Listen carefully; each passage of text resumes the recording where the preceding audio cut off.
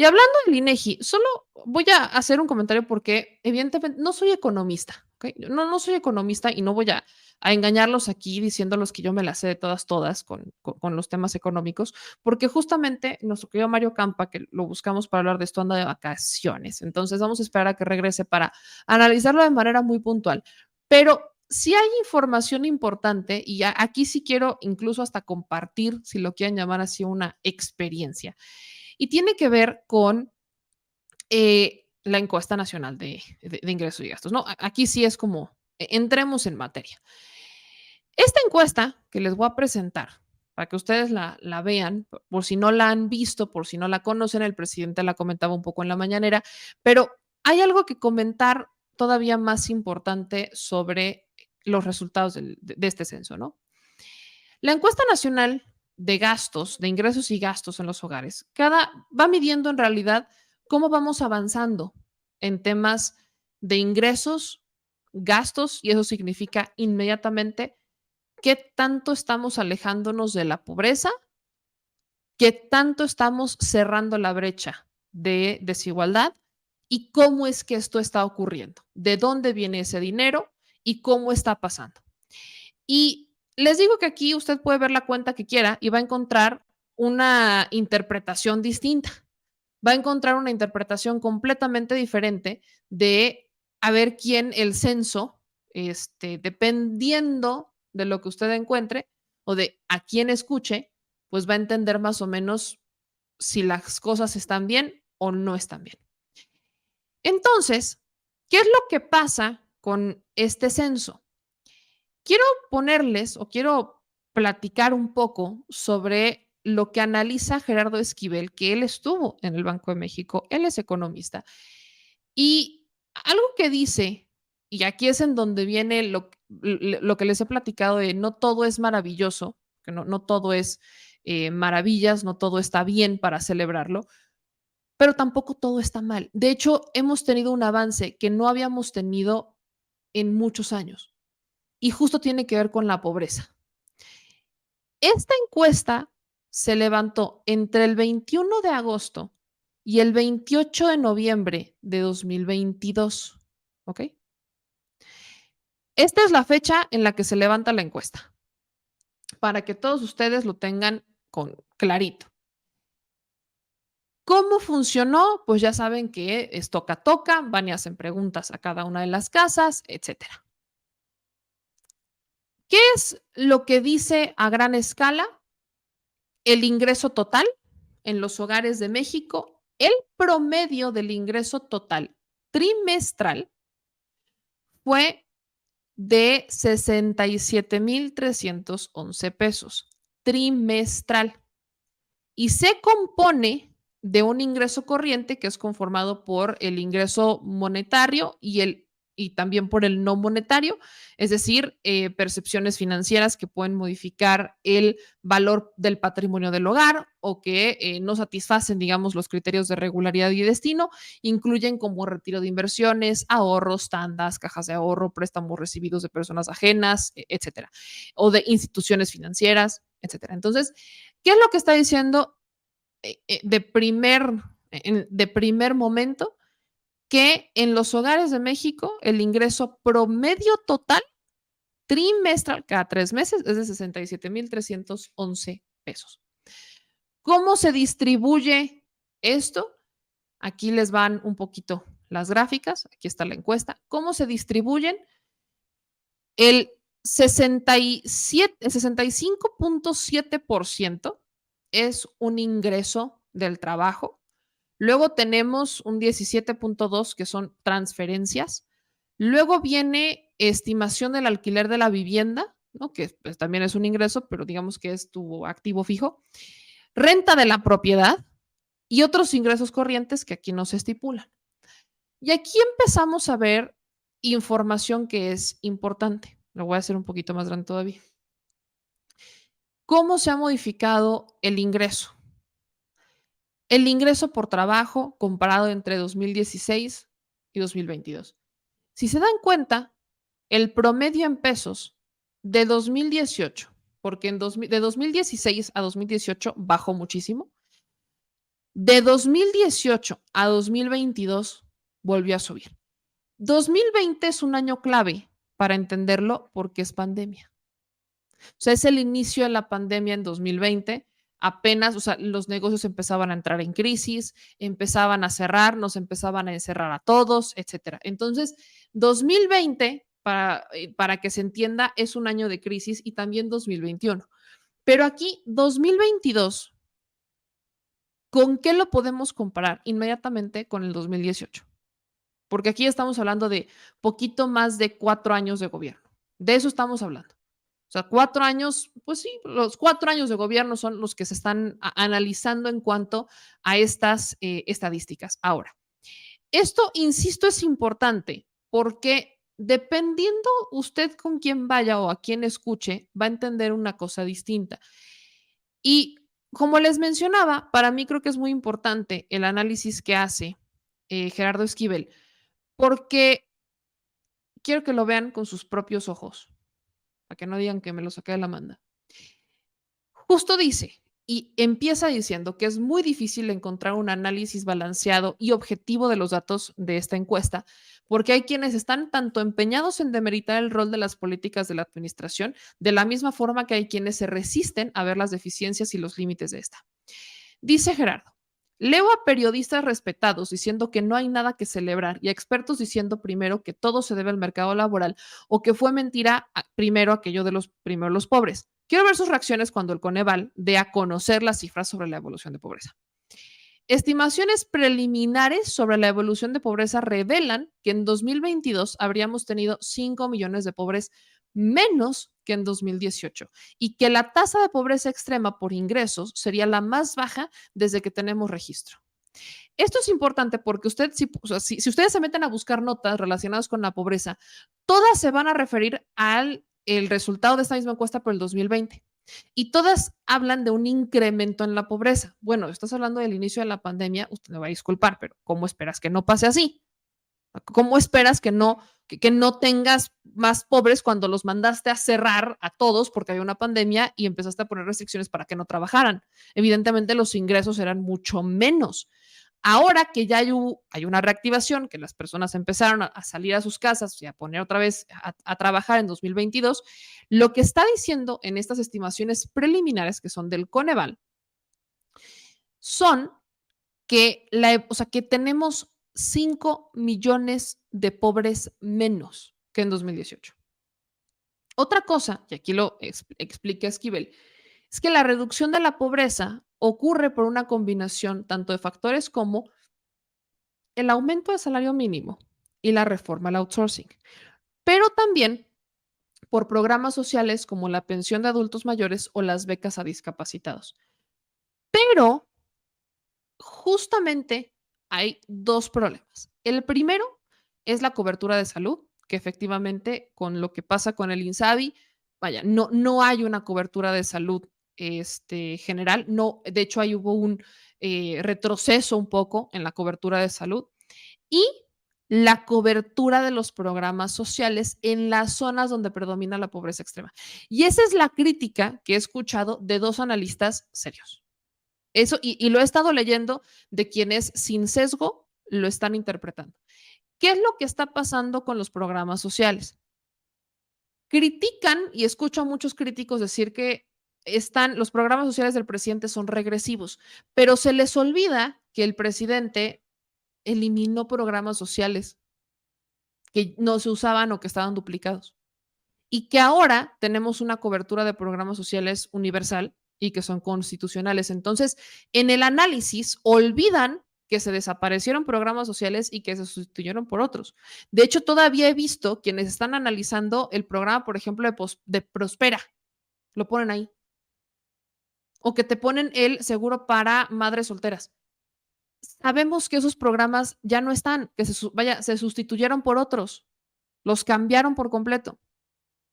Y hoy tenemos programas sociales que son constitucionales, que hacen falta más, claro que hacen falta más, por supuesto, pero todavía veo esos análisis de estos programas sociales y dices, bueno, pero es que ya murieron por la patria. Ahora, es a lo que también señala Gerardo Esquivel, se les olvida que evidentemente pues hoy predominan programas de carácter universal.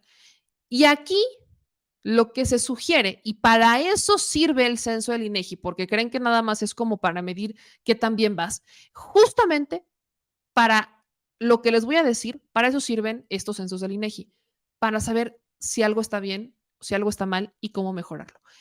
Lo que está pasando con los programas sociales es que lamentablemente no están llegando a las casas más pobres.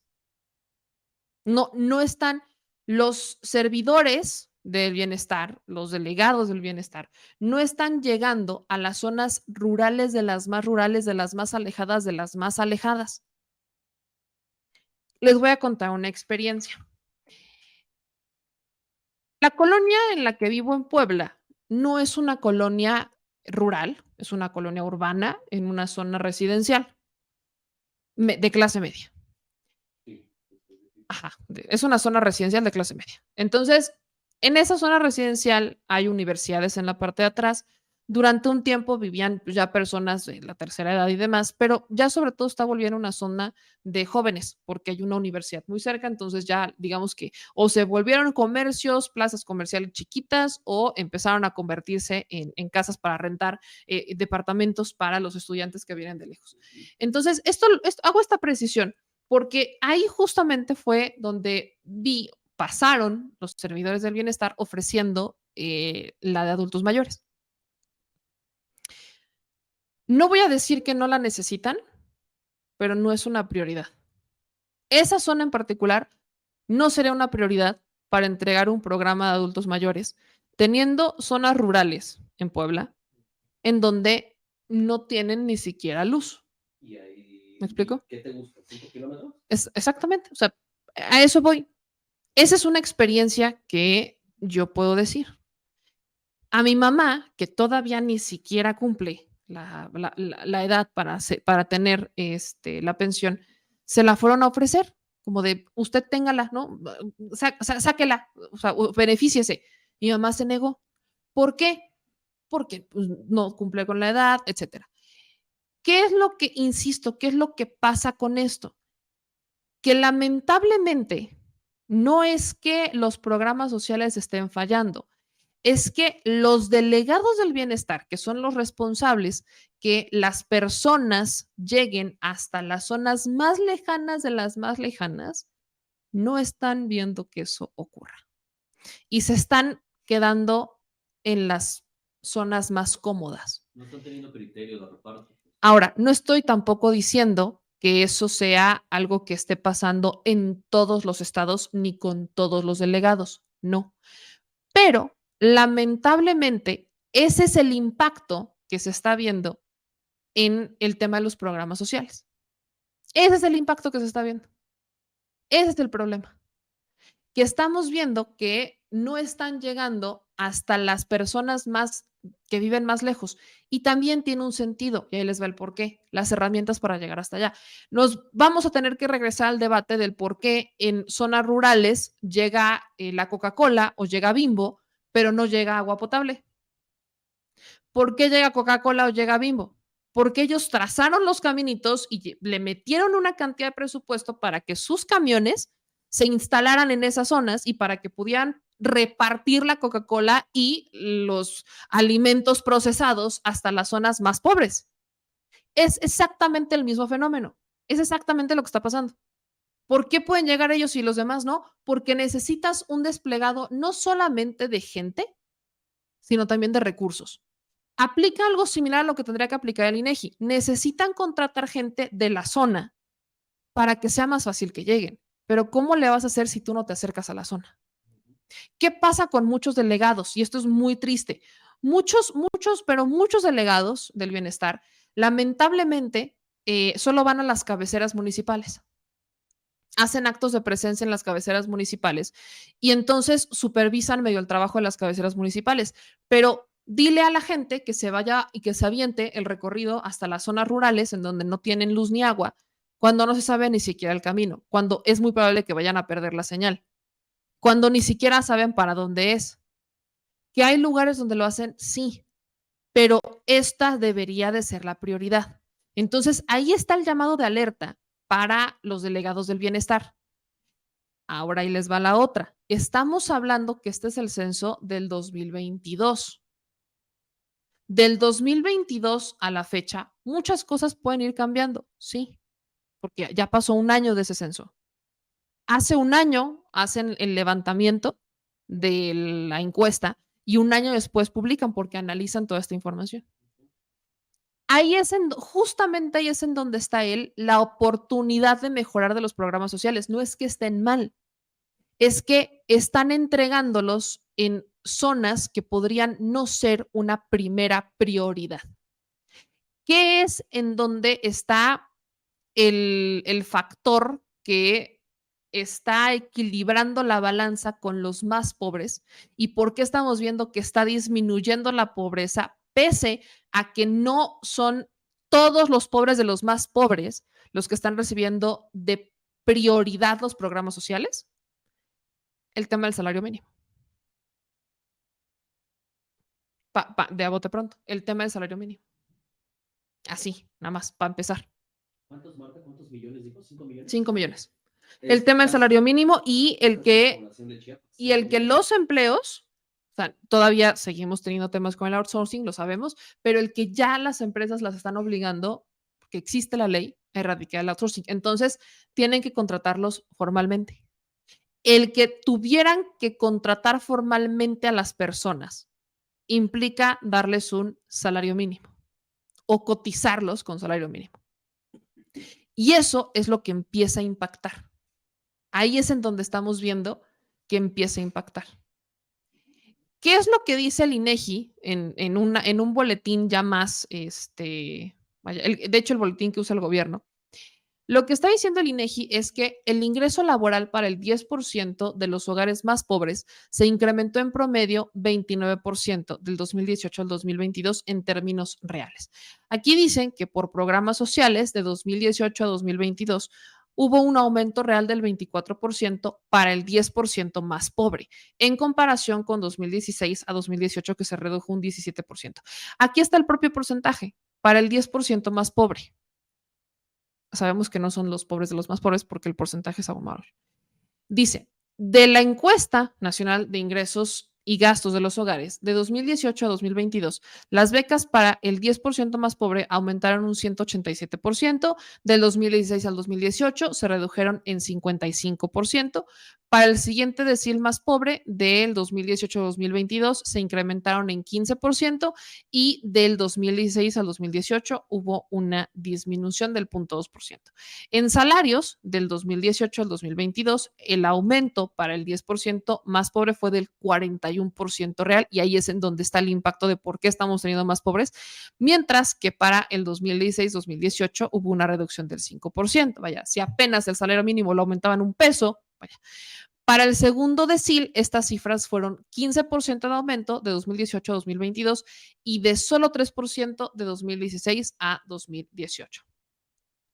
Por trabajo independiente, para el 10% más pobre, el incremento fue del 19.1%, mientras que de 2016 a 2018 fue de un 15.4%, y la brecha de ingresos entre los más ricos y los más pobres disminuyó. En 2016 los más ricos ganaban 21 veces más que los pobres y en 2018 se redujo 15 veces. Este es justamente el resultado que más se puede celebrar. Esto es lo que más se puede celebrar, que se está cerrando la brecha de desigualdad. No es que todo ya se haya cerrado y que no, se está cerrando. Eso es lo que sí está pasando. Se está cerrando la brecha y eso es algo que hay que celebrar. Y es por diferentes factores, entre los que sí están programas sociales, salario mínimo y los trabajos formales. También remesas, eso es cierto, porque remesas también. Los datos dicen, de los más pobres ganan 20.4% más que en 2016. Los ingresos de los más ricos decrecieron en un 13.2% durante el mismo periodo, aunque de 2020 a 2022 aumentaron sus ingresos en un 7.8%.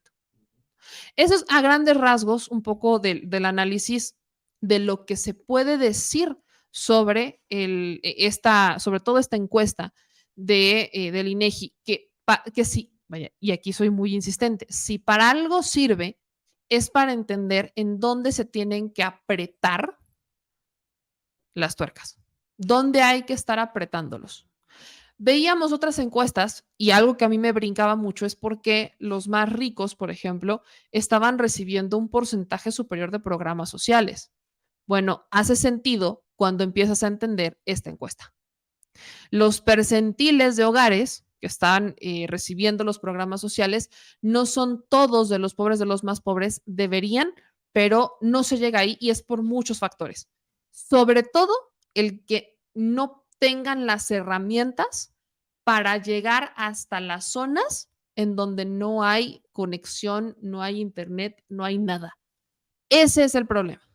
Y que también falta todavía tener una mayor cobertura, por ejemplo, de los bancos del bienestar o de financiera del bienestar, sobre todo, que es la que está manejando todo lo de los programas sociales, el tema de los bancos, etcétera. O sea, que todavía tenemos zonas en México que están muy alejadas de los bancos y que las familias, para ir, sobre todo estas zonas, muchas viven de remesas, para ir por el dinero que les mandan, tienen que recorrer pueblos. Todavía existe, esto está pasando y esto le sirve al gobierno para decir, bueno, aquí es en donde tenemos que fortalecer qué está pasando con los delegados, cómo llegamos a estos lugares para también darles programas sociales, porque recuerden que ese es un beneficio de los programas sociales que son constitucionales, el que año con año se incrementa el presupuesto.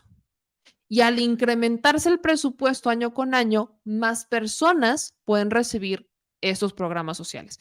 Es el beneficio, que aunque se vaya Andrés Manuel López Obrador, al menos en lo que son becas y pensiones, están asegurados que van en incremento.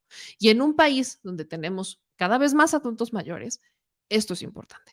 Ya vamos a analizar en los próximos días con datos mucho más científicos, pelos y señas, el tema económico, de qué está bien, qué está mal y qué nos debe de interesar de esta encuesta, pero a grandes rasgos hay buenas noticias para México.